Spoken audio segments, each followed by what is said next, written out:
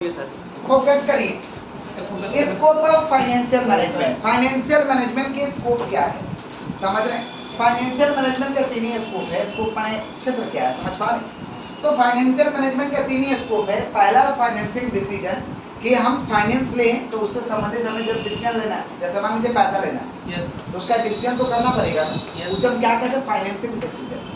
दूसरा हम लोग का इन्वेस्टमेंट डिसीजन, हमें कुछ खरीदना है या कुछ प्रोजेक्ट को चालू करना है तो उससे संबंधित डिसीजन को क्या कहते हैं? इन्वेस्टमेंट डिसीजन, बहुत इंपॉर्टेंट होता है डिसीजन। और डिविडेंड डिसीजन, शेयर होल्डर को लाभ दिया जाए या नहीं दिया जाए, समझ पा रहे? डिविडेंड दिया जाए या नहीं दिया जाए, इसका डिसीजन लेंगे, इसे डिविडेंड डिसीजन कहते हैं। तो हम कह सकते हैं कि फाइनेंशियल मैनेजमेंट का तीन ही स्कोप है, in financing decision, investment decision और कौन सा डिसीजन? Dividend decision.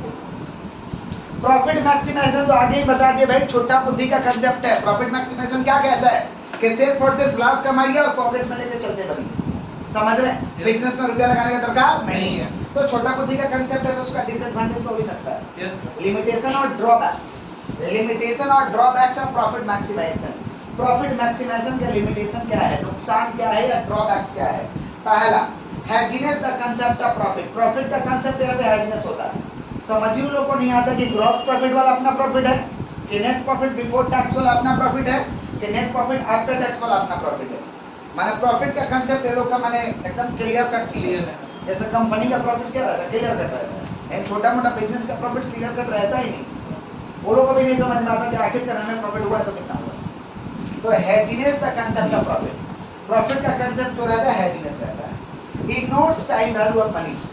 ये profit maximisation time value of money को क्या करता है? इग्नोर करता है, मतलब नजरअंदाज कर देना। जब पैसा बचा के रख ही नहीं रहे तो आपको फ्यूचर में तो उसका वैल्यू मिलेगा ही, तो आपने इग्नोर कर दिया टाइम वैल्यू ऑफ मनी को। Ignore the risk. रिस्क को भी ये क्या करता है भाई? इग्नोर करता है। रिस्क तो रहते हैं बिजनेस में।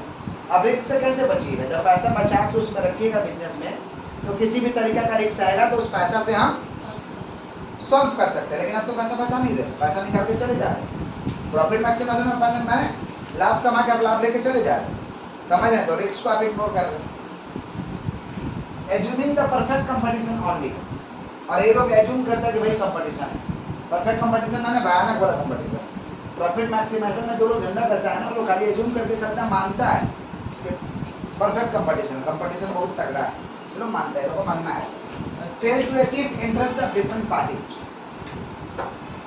Fail to achieve interest of कौन सा party? Different party. Different parties का जो हमारे प्रति इंटरेस्ट है उसे हम लोग क्या करते हैं? अचीव नहीं कर पाते, फेल कर जाते हैं, क्योंकि पूंजी नहीं रहता। पूंजी रहेगा तब। उसके बाद क्या? ग्रेटर इंपोर्टेंस टू कौन सा? Short term. शॉर्ट टर्म को ज्यादा महत्व देते हैं। अभी देखो फिलहाल कि अभी क्या करना है, लॉन्ग टर्म के लिए नहीं सोचते। शॉर्ट टर्म को हम लोग क्या करते हैं? ज्यादा इंपॉर्टेंस देते हैं। Ignores quality. क्वालिटी खराब हो कोई दिक्कत नहीं, प्रॉफिट आना चाहिए। क्वालिटी खराब कर लेंगे, घटिया माल दे देंगे, लेकिन हमें प्रॉफिट आना।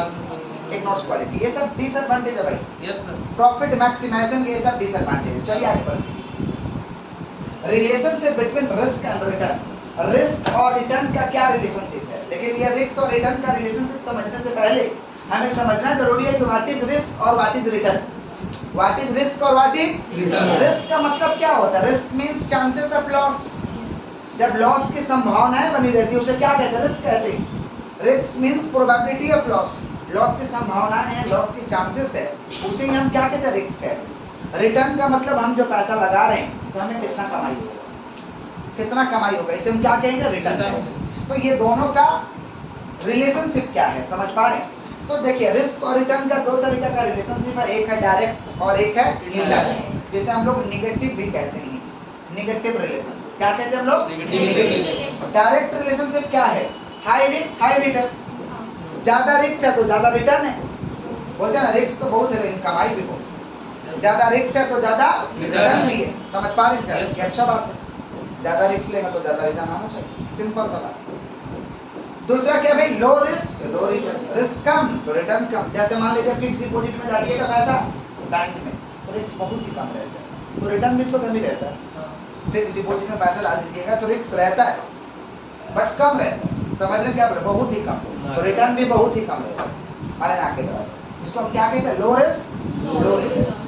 तो जहाँ ज्यादा रिस्क ज्यादा रिटर्न, कम रिस्क कम रिटर्न। और कहीं कहीं पे उल्टा हो जाता है, निगेटिव वाला में उल्टा हो जाता है। उल्टा क्या हो जाता है कि रिस्क ज्यादा है, हाई रिस्क लो रिटर्न। रिस्क बहुत ज्यादा है, कमाई कम है, ऐसा बिजनेस को करके लाभ नहीं है।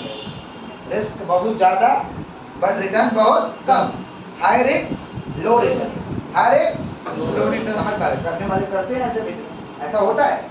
रिस्क बहुत ज्यादा, कमाई बहुत कम, रिस्क बहुत ज्यादा, कमाई बहुत कम। कहीं कहीं पे उल्टा होता है कि low risk high return, risk तो बहुत माइनर है लेकिन कमाई बहुत हो रहा है। लो रिस्क हाई रिटर्न, बोले क्या बोलते हैं, लो रिस्क हाई रिटर्न। समझ पा रहे हैं? Yes. बहुत सारा ऐसा बिजनेस है जिसमें रिस्क क्या है, बहुत ही माइनर सा है, बहुत ही कम है, लेकिन कमाई जो है बहुत ज्यादा है।